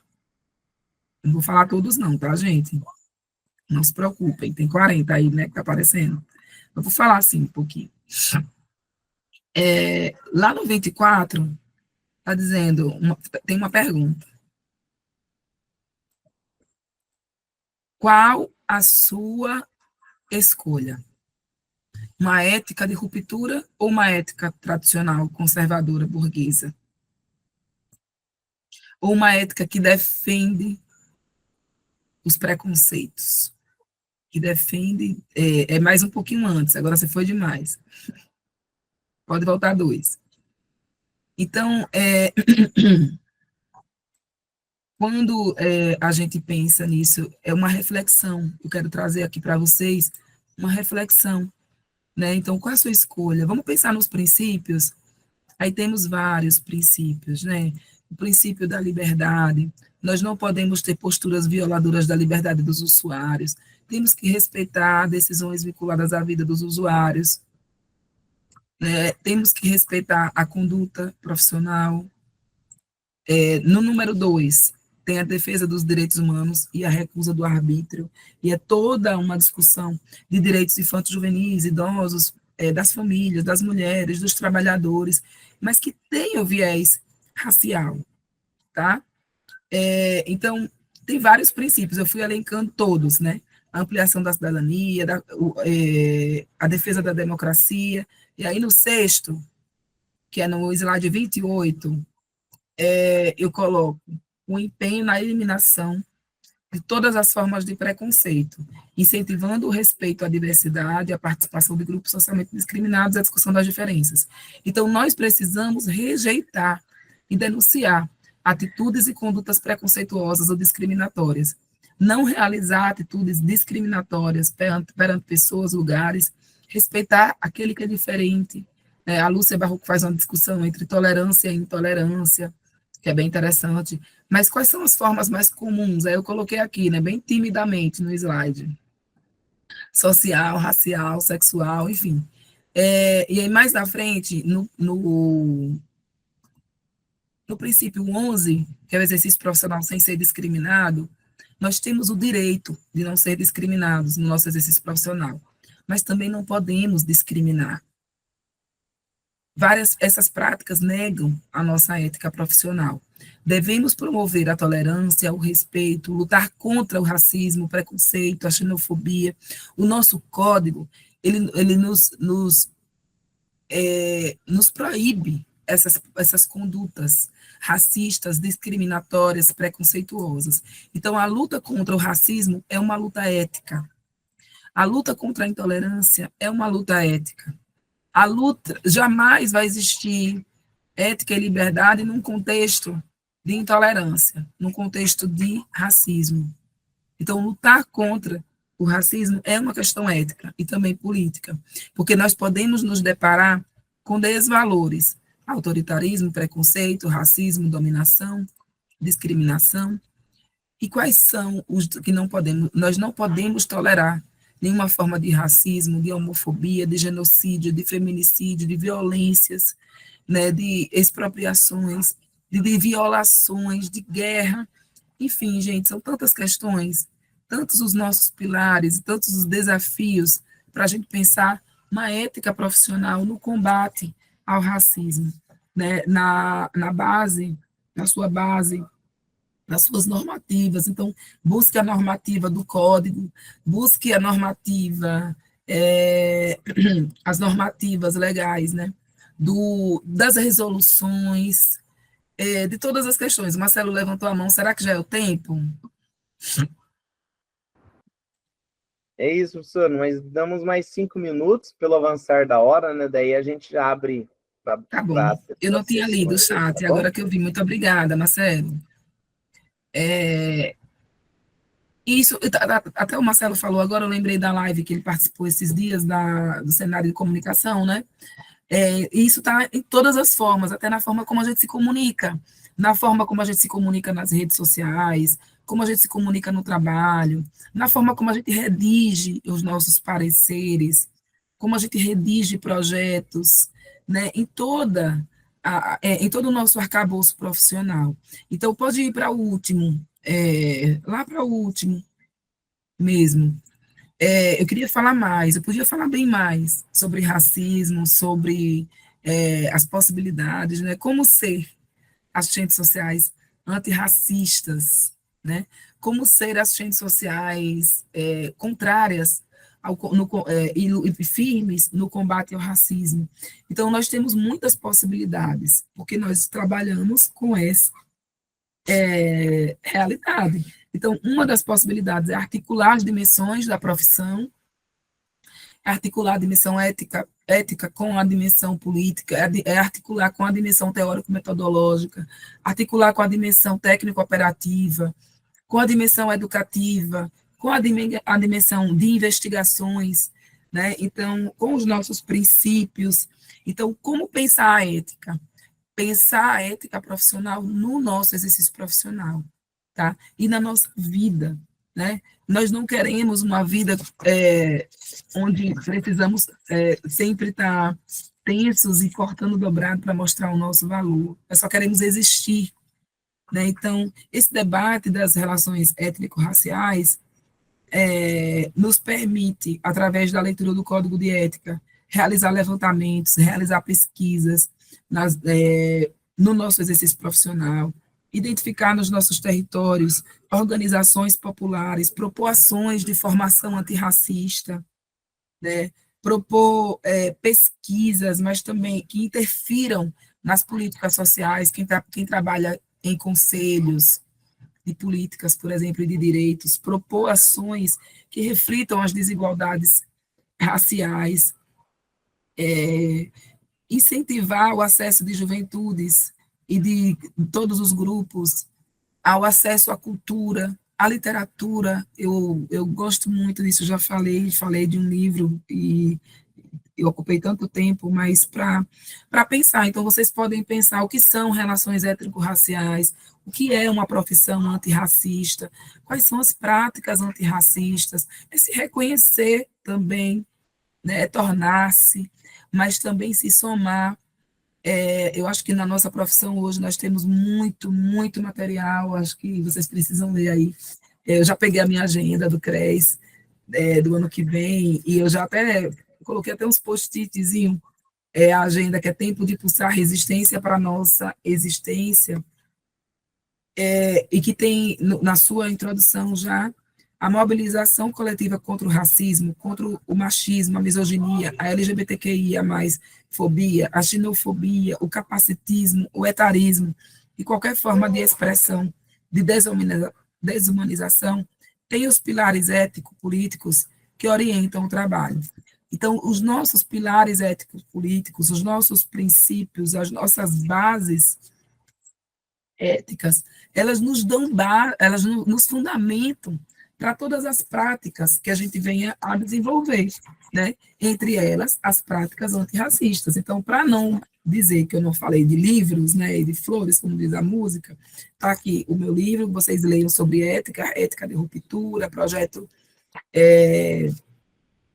ético-político, mas é uma ética materialista, que prioriza o humano, o ser social, a mulher, o homem, enfim, genérico, no sentido teórico, mas que nos possibilita decisões éticas mediante alternativas na realidade atual, por meio da afirmação dos nossos valores. Então, eu concluo com essa citação do livro, mas também com dicas, né?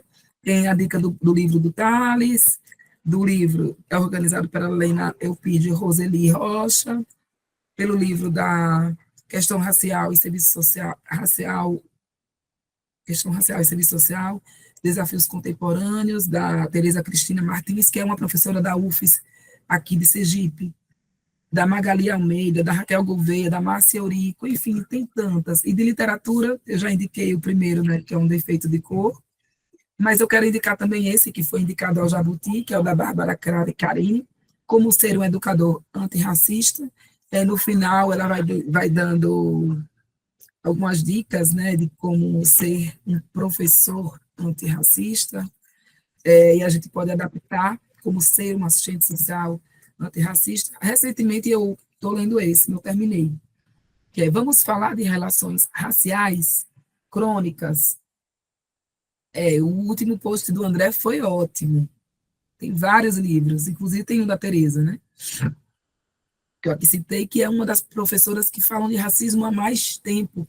Então, quando a gente fala assim, né, no ditado que eu coloquei no provérbio, vamos olhar para trás, vamos saber de onde a gente vem, é algo que eu sempre falo, vamos saber quem iniciou esse trabalho, vamos saudar as assistentes sociais negras que estavam no CBAs, que estavam construindo na virada, que estavam desde a nossa...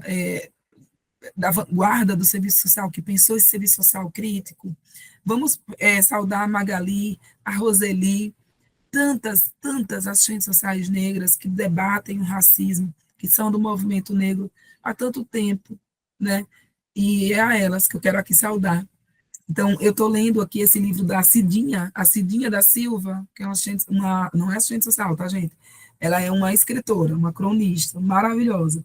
E aqui nesse livro, ela coloca até QR Codes, gente, várias coisas assim, são casos, claro, do dia a dia. Eu vou dizer só um aqui para vocês. Ela diz assim, porque o antirracismo da Giovanna Eubank, ela é bem crítica. O caso Giovanna Eubank, o privilégio branco na prática antirracista, eu ri muito, porque ela é bem crítica e bem irônica, porque a voz dela é mais respeitada do que as mulheres lá da comunidade de onde eu venho, da comunidade de onde vocês trabalham, de onde vocês vêm, né? Enfim, não aqui desmerecendo a sua luta, né? Mas eu quero deixar como sugestões aqui duas referências, que é a nota técnica sobre o trabalho da assistente social e a coleta do quesito raça-cor, eu até vou deixar aqui no site depois, e a resolução do Cefes, que vai fazer um ano, dia 14, e que trata da proibição de condutas de discriminação e preconceito. Então, gente, a luta contra o racismo é uma luta ética. Nós podemos fazer aqui uma reflexão sobre ética profissional, sobre valores, sobre escolhas, sobre alternativas, mas sobre decisões e sobre projetos. Não adianta só a gente decidir, a gente também tem que propor, tá? Sejam propositivas e propositivos sempre. Participem desses espaços tão ricos da nossa profissão. Então, esse curso já é uma ótima iniciativa. Eu quero parabenizar vocês do comitê e do CRES que formularam esse curso tão bem, de uma forma tão bem elaborada. Obrigada demais pelo convite, né? Eu sou de uma outra região, nunca fui aí no Paraná, então e vocês me convidaram, eu me sinto muito honrada, eu honro a mim, honro a quem veio antes de mim, mas eu faço essa discussão da ética, mas agora estou me aproximando mais da ética, da luta contra o racismo, por ser uma mulher negra, por ser uma professora universitária negra, por saber e por vivenciar essas questões. E eu poderia falar muitas coisas aqui, se fosse a aula só sobre o racismo, mas como era no desafio da ética, né? Então, eu acho que é isso, o que eu tinha para falar hoje, e agora eu vou abrir para vocês. Tá? Eu estou muito, muito feliz pelo convite. E já que a Soraya disse que está gravando, depois eu quero assistir para ver se eu falei muita... Eu não falei nada errado, né? Estou quase sem voz, gente. Vocês ouviram direitinho? Obrigada, André, muito obrigada pela interação, pelo carinho. Você é uma pessoa que sempre falou comigo. Quando eu falei, da minha dificuldade com a data, né? Agora eu vou ler o chat, vou ouvir vocês. Eu quero tomar uma aguinha e ler o chat, que eu gosto mais. Eu queria que vocês falassem mais comigo. Obrigado, professora Débora. Dizer que eu estou na leitura do seu livro aqui, principalmente a parte da ética medieval, porque para fazer a discussão do racismo enquanto aspecto, né, do senso moral brasileiro, então eu encontrei alguns resgates ali, e o ser social, né, o debate do ser social, ele é fundamental. Então, abrir para que a gente tenha questões, então vamos abrir para 3 questões, tá? Aí eu pedi para que se manifestem ali no chat, ou levante a mãozinha, e aí aí pedir para, fazendo esse papel da figura, né, chata aqui, de que sejam intervenções de até 3 minutos, que a gente possa, né, ter posteriormente os 5 minutos de considerações da professora Débora, e a gente faz o fechamento dado o avançar da hora.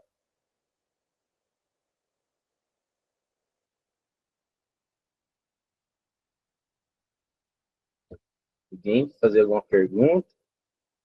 O André está coçando o dedo ali para clicar, que eu já vi que é perguntar. Não, eu tava mesmo, mas vamos esperar se tem mais gente aí, senão já meto bronco também. Eu brinco, gente, tem que ter dúvida, a dúvida é importante, né, para movimentar também, vamos que vamos. Enquanto o pessoal vai se organizando aí para fazer a pergunta, só para dar o aviso, na próxima semana, retomamos na terça-feira, né, para fazer a discussão, né, da ética profissional no cotidiano de atuação. A semana que vem é na terça-feira. E aí também já estamos no Instagram com a divulgação dos encontros presenciais em Londrina, dia 19, em Guarapuava e Ponta Grossa, se eu não me engano, dia 29 também, né? Fechou. E 19 mesmo. Oi? 19, Ponta Grossa, Guarapuava e Londrina. Londrina, isso. E dia 29 nós estamos com Curitiba, tá? Só para dar o destaque para acompanhar no sair do CRES. Então, por hora, o André levantou a mão, passar para o André aí a pergunta. Eu acho que enquanto a galera aí, né, vai... Até 3 minutos, amigo. Não, é verdade, isso é uma dificuldade minha, mas eu tô atento aqui, eu tô... Professora Débora, muito obrigado demais aí também pela exposição, né, mais uma vez aí pelo pronto aceite do convite, né, de estar aí conosco, compondo né, o curso, né, que foi pensado, né, de uma forma justamente, né, dos dilemas em torno da formação e trabalho profissional, né, considerando aí alguns temas bastante centrais, né, que perpassam aí o cotidiano. Semana que vem vamos estar com a Nicole para estar debatendo estratégias e táticas, né, no combate ao racismo cotidiano também, né, vinculado, né, a esse debate da ética. E aí, né, parabenizando a professora e trazendo aqui para o nosso debate, eu acho que me chama a atenção justamente, né, isso que a professora coloca, da ética, né, tanto da gente compreender, né, esse debate no sentido teórico-filosófico, mas fundamentalmente, né, a materialidade da ética, né, do ponto de vista do cotidiano de trabalho, né, e como que a ética, ainda que a gente tenha uma dimensão normativa, né, do ponto de vista da ética profissional, né, ela não se resume apenas à dimensão normativa dentro do processo de trabalho, né? Essa é uma das dimensões do debate acerca da ética dentro, né, da profissão, né? Mas muito para além disso, né, eu gosto de compreender a ética dentro do movimento da história, né? Porque os valores eles não são fixos, né? Os valores eles se inserem dentro do movimento da história, né? E como que justamente, né, a conjuntura, a própria formação social brasileira, como que o debate, né, da questão racial e do racismo também se reconfigura, né, e se acentua dependendo de cada dinâmica, de cada momento histórico, também coloca dilemas do ponto de vista dos valores, né, que são assumidos socialmente de uma forma mais ampla, mas também dos valores que são assumidos pela profissão, né? Então, acho que isso é bem importante, né? Porque a gente vive, né, um momento histórico, né, tanto a nível mundial quanto a nível de Brasil, né, de um conservadorismo, né, moral e reacionário que também que também reconfigura o debate das relações étnico-raciais do ponto de vista desse conservadorismo, do não dito racista, né, mas ao mesmo tempo que reproduz o racismo através de sutilezas, né, pelo aspecto moral, né, por exemplo, né, eu gosto de pensar isso no nosso processo de trabalho, quando a gente pensa, né, a questão, né, de quem são as famílias, né, a produção dos sujeitos, né, das famílias incapazes, a questão da negligência, né, como que esse debate está posto no cotidiano do trabalho, ainda que ele não se coloque muitas vezes de uma forma, né, enquanto uma reprodução do racismo, de uma forma direta e explícita, né, ele tende a reproduzir uma lógica de moralização dessas famílias, né, pelo um aspecto conservador, né, em torno de uma moralização. Eu acho que isso perpassa, né, o conjunto, né, dos espaços de trabalho, né, eu acho que gosto, né, quando você chama atenção para essa materialidade, né, da ética do ponto de vista, né, do trabalho, da dimensão teórica, né, política, enfim. Acho que era isso, né, mais só para a gente, né, trazer alguns elementos para o debate, né, e abrir aí também, né, Thaís aí na sequência. Obrigado, professor. Posso já seguir? Fiquei inspirada pela, pela fala do André e também muito bom te ouvir, Débora, já assim que somos uma família, né? Já que carrego pelo menos o mesmo sobrenome. Mas gostei muito de quando você disse que é da nossa raiz ancestral trazer, né, dentro da perspectiva da história, né, e a gente gostar muito de falar e dizer sobre histórias, né, eu acho que isso foi importante para mim, que, enfim, é uma coisa que no cotidiano do meu trabalho eu acabo fazendo bastante. E aí, né, ouvindo tudo que você trouxe, pensando também correlacionando com o que o André apresenta também de questão,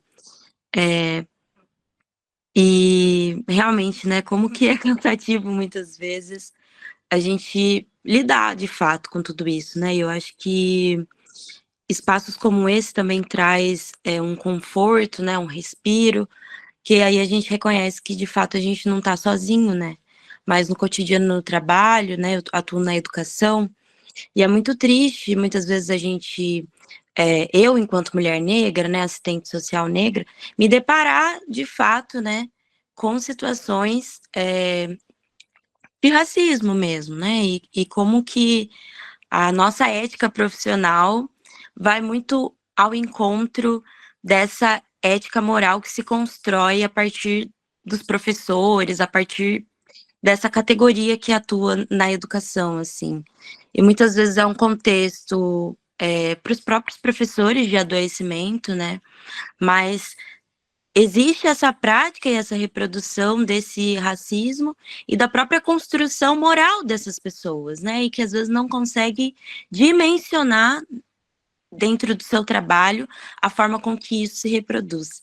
E aí, às vezes, a gente, com esse olhar de fora, perceber isso, né? E falar, conseguir dar conta de que isso nitidamente é racismo, mas parece que, tipo, como assim só eu tô vendo isso, né? E as outras pessoas não estão percebendo, às vezes nos coloca nesse lugar de questionamento, né?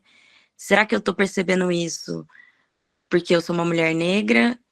Será que eu tô percebendo isso porque, enfim, acessei uma outra discussão que essas pessoas não acessaram na formação delas e até esse momento não se depararam? Será que eu estou vendo coisa também? Acho que a gente chega, inclusive, a se questionar, né, dentro desses espaços, assim, né? Eu acho que isso acarreta também no nosso próprio processo de adoecimento mesmo, né? E de uma sobrecarga no sentido de se a gente não encontra, não discute isso coletivamente, a gente acha que é uma luta que a gente vai travar dentro daquele contexto de forma individualizada, e não necessariamente é, né? Mas, de fato, agradecer mesmo, né? Não sei se o que eu falei também fez sentido para vocês, para mim faz muito sentido, tá? Mas, de fato, agradecer, né, a sua contribuição, acho que sua fala também traz esse conforto pra gente, foi muito bom te ouvir. Eu imagino que deve ter sido difícil para você, porque você não tá muito bem, né, da garganta, né, desejo melhoras, mas ainda assim isso, né, não interferiu na qualidade daquilo que você trouxe pra gente, enfim, foi muito bom mesmo. Espero ter outras oportunidades de te ouvir, e dizer muito obrigada mesmo, muito obrigada. É isso. Eu que agradeço, gente. Mais alguém?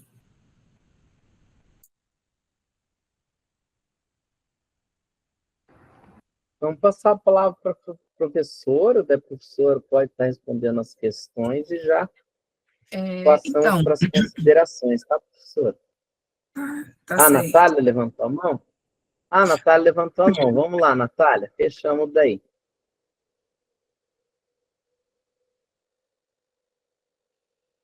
A conexão está um pouco ruim, dá para me escutar? Boa noite. Eu sou a Natália, eu sou acadêmica aqui da Unespar, da Unespar aqui de Paranavaí, e tenho uma pergunta para a professora Débora.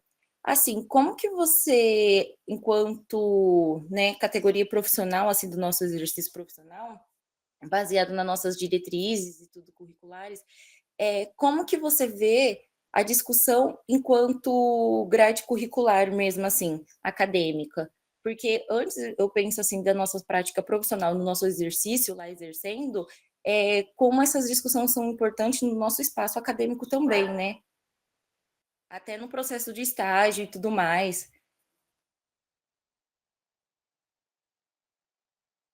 Aí eu posso só complementar com uma coisa rapidinho? Pode falar, pode continuar, sim. Como também que você consegue pensar, assim, contribuir com a interseccionalidade como ferramenta, assim, analítica nas nossas práticas profissionais também?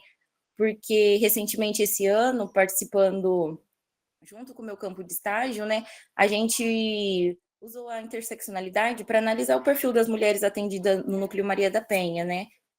Para traçar esse perfil. E quando a gente identificou o interessante da pesquisa é que, embora vai variando de ano em ano, mas no ano de 2023 em si, o perfil traçado foram mulheres pretas, com uma renda menor que um salário mínimo, contando com programas de benefícios sociais, e na sua questão de trabalho, envolvendo sempre como dona do lar, majoritariamente donas do lar, ou em trabalhos estéticos, sabe? Então, tem uma intersecção que a gente consegue analisar por meio desses indicadores sociais. Então, penso que também a pesquisa é um enfrentamento ao racismo, né?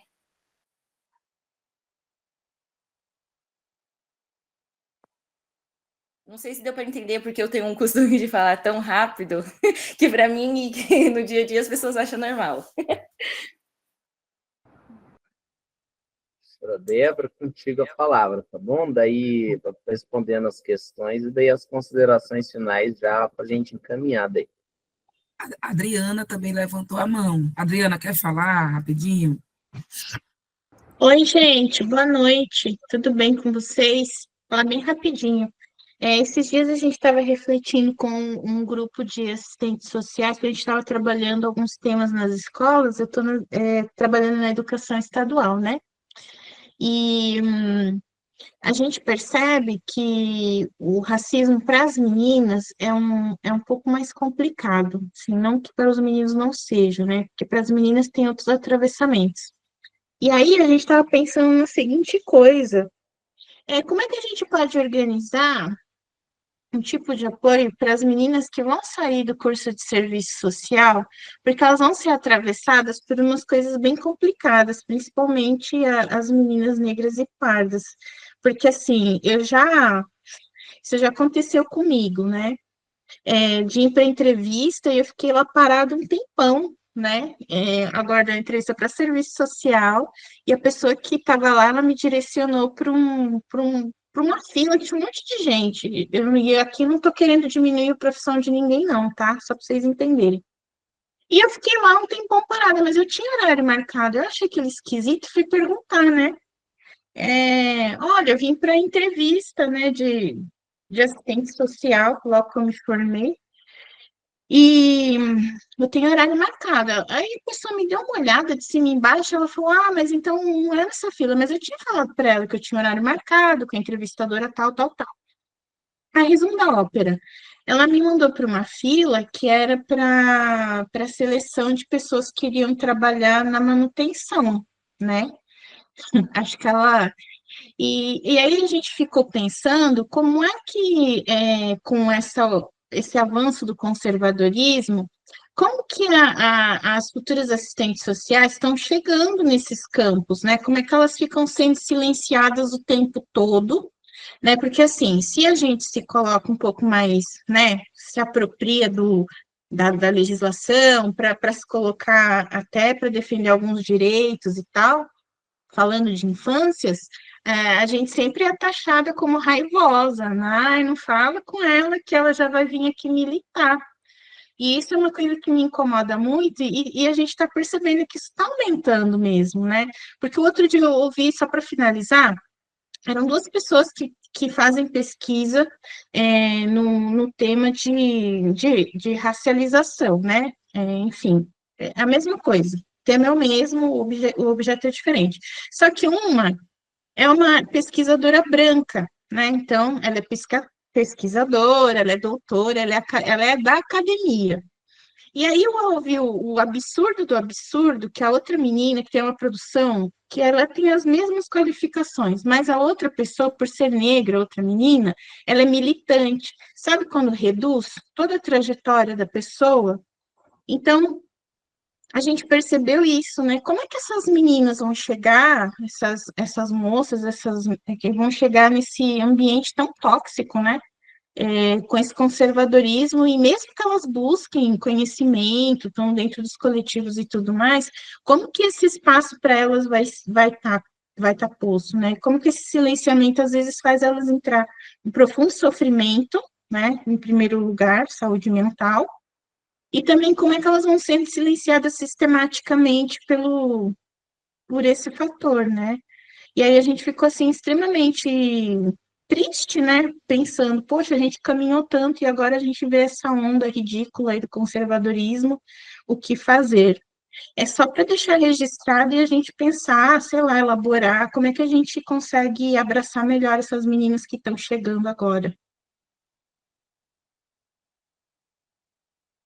Nossa, que bom que você falou, Adriana. Achei tão diferente a sua questão, que é algo que eu acho que a gente realmente não prepara, né?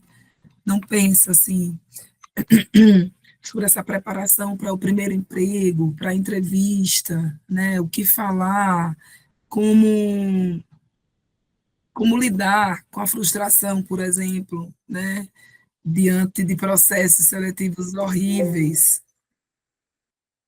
e que nos colocam tantas questões, né? Mas que eu acredito muito assim, eu vou começar pela sua, né? Eu acho que podem ser feitas ações, projetos. Eu vi aqui uma colega que trabalha na instituição, mas por dentro também, né, da sala de aula, a gente falar sobre isso também é interessante. Mas eu acho que é algo que as pessoas vão viver. Essas meninas que você relata, elas vão viver. Eu acho que tem muitas meninas que são meninas de luta, meninas de coletivo, do movimento, que elas vão saber se defender, né? Que elas não vão aceitar o silenciamento. Eu acho que a gente não pode aceitar mais. E o racismo, ele é muito perverso, porque ele nos coloca o medo, às vezes, de se posicionar, o medo de postar algo e que as pessoas digam, ai, como ela está agressiva hoje, como ela está militando, como é chata, né? É, e às vezes a gente fica com esse medo mesmo, né? Com essa pressão. Um dia desse eu postei algo no meu Instagram, estava bem revoltada na hora. Aí eu disse, vou postar. Aí eu conversei com uma amiga minha de um grupo de literatura, ela disse, ai, mas posta, não tem medo, porque é isso que eles querem silenciar. E era um diálogozinho da Lélia Gonzalez, dizendo que quando ela está no movimento feminista, muitas das feministas brancas, quando ela se pronunciava, diziam que ela era agressiva, que ela era tudo isso aí. E ela uma reflexão sobre isso. Eu disse, ai, nossa, tem tantas, né, que fingem, não estou aqui ofendendo ninguém, tá, gente? E com esse debate da formação, eu já vou para a questão da outra colega também, da formação antirracista, eu vejo muita gente que fala só da boca para fora, tá? Eu até estava com um texto aqui, deixa eu ver se eu acho. É um texto da Isabel. Eu vou pegar aqui só porque é uma dica ótima. É da Isabel Acioli. Ela tem até uma página no Instagram. Não é esse o nome dela. Lá, eu esqueci o nome. Mas ela postou, fez um post e eu perguntei, nossa, que legal, você pode mandar para mim esse arquivo, esse artigo que ela publicou? Ela disse sim, é numa revista internacional que se chama assim o artigo, Tornar-se Negra, Tornar-se Branca, e os riscos do antirracismo de fachada do Brasil contemporâneo. Eu acho que tem muita gente no antirracismo de fachada. Só aproveitando mas também tem gente que não está nem aí. Tem uma pessoa que disse para mim, você é social, gosta de moda, e a modinha agora é essa, é racismo. Isso, exatamente, a adesão formal ou real, como o Thales apresenta. E aí, falou para mim, numa reunião, e não estava nem aí, gente, porque essas pessoas elas não têm constrangimento. Vocês aí no Sul devem viver muito dessas situações, nesses espaços coletivos, às vezes até em espaços da categoria, de vocês visualizarem, mas falem, não aceitem. Esse debate chegou no ano passado no Copene, em Maceió, nós fomos para o Quilombo de Palmares, aí depois teve um momento lá, que foi uma sessão de serviço social, e eu fui me apresentar, né? No debate mesmo, não estava apresentando trabalho. Eu falei que eu era do GTP e qual era a minha análise, era que essa análise agora no serviço social não é de agora, ela é antiga, ela é histórica, estão aí as mais velhas para a gente pedir a bênção e respeitá-las, mas que chegou agora na portinha do serviço social e dizer, aí, vamos lá? E não tem volta. Não tem volta. Nós não vamos aceitar uma formação que não seja antirracista. Isso não quer dizer que não vamos ter desafios. No ano passado, nós tivemos uma mesa na Oficina Nacional Muita gente disse, ai, foi ótima a sua fala, teve essa menina que me abraçou, que disse que não vou desistir do curso. Mas ninguém sabe o antes e ninguém sabe o depois. De tudo que eu vi antes. De dizer, eu que deveria estar nessa mesa. De dizer que não tem a ver falar de ética profissional e de racismo. E tem, porque no nosso dia a dia são os nossos valores, são eles que nos subsidiam nas nossas escolhas. E o depois, gente, o depois também não é fácil. Quando a gente se dá a cara para falar em espaços nacionais, em espaços da categoria, nas nossas redes. Mas a gente precisa ser firme. A gente precisa ter tenho dizer aqui no Nordeste, que é o calete forte. E nem sempre a gente está forte. Hoje eu estou péssima, vocês estão vendo a minha voz. Mas isso aqui não é doença, não. Isso aqui é coisa que estava aqui na minha garganta e eu queria ter falado. E não pude. É não que eu quero dizer e não digo e não posso. É pressão, é assédio, é racismo, tanta coisa. As universidades também são assim. E eu não tenho vergonha nem medo de falar isso aqui. Tá? Mas não andem dizendo não, digam só que a gente falou de ética. E aí, por quê? Porque quando está falando disso, agora quer se mostrar. É exibida, né? Só quer falar disso. Agora, você só vive de falar disso, não tem troca aí? Não, não quero. Agora eu quero falar desse assunto. Não vamos falar do Lukács. Eu já estudo ele há muito tempo. Não quero falar do Lukács agora, não. Quero falar de uma perspectiva que ele falou também. Não há ética sem ontologia. Não há ética sem entender o ser social. E esse ser social, ele tem cor, ele tem raça, ele tem gênero, ele tem interseccionalidade, já indo para a pergunta da Natália. Né? Então, é um debate que eu não faço muito ainda, eu leio na literatura, mas eu acredito na totalidade, na categoria da totalidade. Então, não tem como a gente analisar o capitalismo de uma forma genérica, por exemplo, sem entender as nossas pautas também dos segmentos. E aí dizem, identitarismo, é identitária. E tem muita gente falando, o Thales citou um artigo na semana passada aqui da Cris Sabino, eu até vou ler ainda, do debate. E tem muita gente dizendo que o debate cultural não é importante. É importante, gente, eu citei aqui livros de literatura. E tem uma coisa do respeito. Eu tenho uma perspectiva teórica marxista, lukácsiana. Estou me aproximando da literatura, do combate ao racismo, através de livros de literatura também, e do serviço social, do debate do serviço social. Mas eu não vou dizer que a cultura não é importante. Que a música, hoje quando a gente entrou, eu estava passando a música aqui. Como é que a gente vai falar com esses alunos? Como é que a gente vai falar com essa população? É de um ar de superioridade, de um salto, de uma coisa assim, eu sou melhor porque eu sei, que eu tenho um anel no dedo? Nem uso muito o meu, mas eu botei hoje, porque eu não estava usando minha aliança, então eu vou botar meu anel aqui. Enfim, que é algo que eu nem uso muito, mas esse é o meu anel de formatura. Eu passei um ano sem, quando eu me formei, porque eu disse, eu vou comprar quando eu tiver um emprego. E no dia que eu arranjei esse emprego, que eu passei no concurso, nós duas passamos, eu e uma amiga assistente social, e disseram para a gente, vocês são as assistentes sociais? Como assim? Duas pretas. Eu tinha menos de um ano de formada. E já tinha passado no concurso público. Ganhava R$ 500 na época. Era muito pouco. Gastava mais de 300 só de passagem. E disseram isso para a gente. Eu disse, Elane, minha filha, agora a gente vai sim trabalhar dentro do racismo aqui. Mas a assistente social daqui era loura. Pois é, querido, mas agora quem passou no concurso foi essas duas pretinhas aqui.